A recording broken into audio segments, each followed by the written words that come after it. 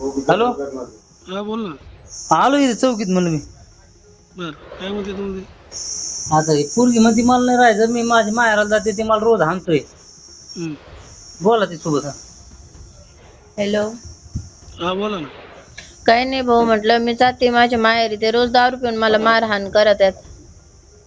मग आणि त्याचं झालंय बोलणं, आता ते म्हणलं लय चुकले म्हणले 2-4 बारे, मग आता नाही चुकणार म्हणलं. डायरेक्ट मला धमकी देतात, ते तुला मारून टाकन, तुझ्या घरी तुझ्या बहिणी भाऊ आहे त्यांना मारून टाकन, जिथं फोन केला तिथं पोरं जातील. आणि मारून टाकणं नाही काय एवढं गणू सोपं भाऊला काय? मारून काय बुद्धी टाकन, लागून गेला का हो? जिथं पोरं जाते तिथं जाते.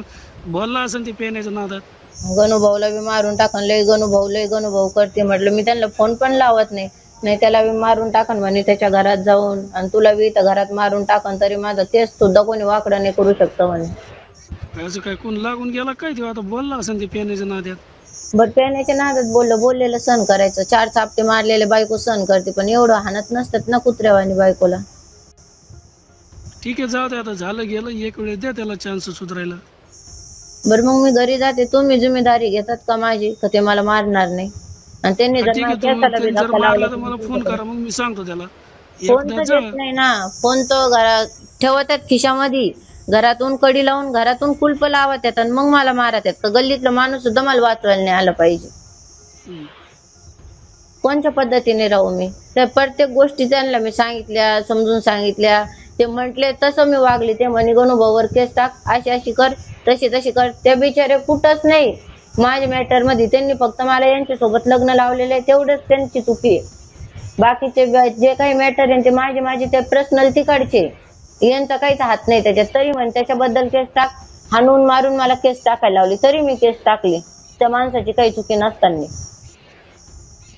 सगळं त्यांच्या पद्धतीने वागून पण तरी हाणायचं, मग काय उपयोग काय?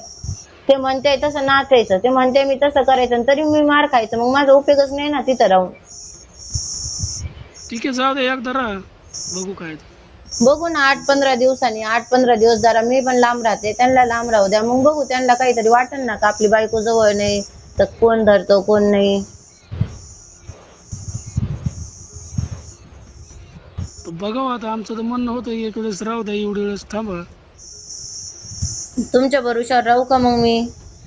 थांबा ना, त्याला तिथं गेलं मला फोन करा, सांगतो त्याला. नाही तिने ऐकलं तर ठीक आहे, शेवट नाही तर बघा तुमच्या पद्धतीने. त्यांनी जर मला मारलं तर मग मी तुमच्या घरी येऊन बसत असते. काय म्हणलं? त्यांनी जर मला मारलं तर मी तुमच्या घरी येऊन बसत असते. बर, तुम्ही जर ठीक आहे, पुरी मला फोन जिम्मेदारी करा माझी त्याच्याकडे घेत गेलं. असेल तर मग जाते मी घरी. काय म्हणलं? तुम्ही जर पुरीपणे माझी जिम्मेदारी घेत असेल तर मी जाते घरी. आता परवाच्या दिवशीच पवार साहेबांनी इथं लिहून दिलं, माझ्या इथून पाया पडून मला घेऊन गेले, लिहून दिलं तर मी तुला हाणणार नाही मारणार नाही, तरी काल मला मारलं. आणि काय म्हणते अजून, लिहून दिलं ते कोणचं काय म्हणे, 5,000 रुपये दिलं का ते फाडून फेकत असतात म्हणे. एवढं म्हणजे पोलिसाचा सुद्धा त्यांना थोडासा सुद्धा धाक नाही. तर एखादा माणूस म्हटला असता का मी लिहून दिले, हिला हाणलं मारलं, ही जर परत पोलीस स्टेशनला गेली तर कुठला मॅटर कुठं जाईल? डायरेक्ट म्हणजे 5,000 रुपये त्यांना दिले, ते कागद फाडून फेकत असतात म्हणे, मग बघ म्हणे काय करतात म्हणे. कोणीच माझा काही वाकडा नाही करू शकत. ठीक आहे, बोल.